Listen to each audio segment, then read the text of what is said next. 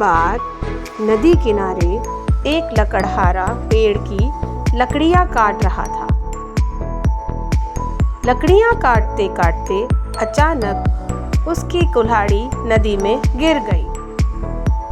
कुल्हाड़ी नदी में गिर जाने पर वह बड़ा दुखी हुआ। अपनी कुल्हाड़ी यहाँ वहाँ ढूंढने पर उसे कुल्हाड़ी नहीं मिली तो वह रोने लगा और भगवान से प्रार्थना करने लगा कि हे भगवान, मेरी कुल्हाड़ी मुझे मिल जाए। यदि मुझे मेरी कुल्हाड़ी नहीं मिलेगी तो फिर मैं क्या करूँगा। तभी उस नदी पर से एक सुंदर सी परी प्रकट हुई। लकड़हारे से पूछा कि तुम क्यों रो रहे हो? तो उसने कहा, मेरी कुल्हाड़ी नदी में गिर गई है।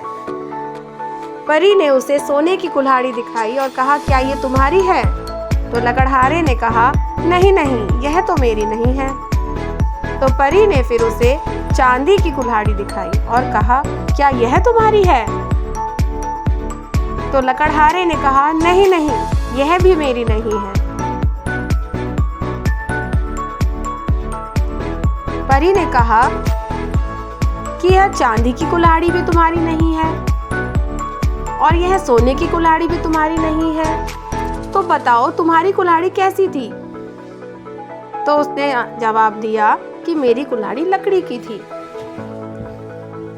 परी ने देखा कि लकड़हारा बहुत ईमानदार है। उसकी इस ईमानदारी पर खुश होते हुए परी ने उसे सोने और चांदी की कुल्हाड़ी इनाम के रूप में दे दी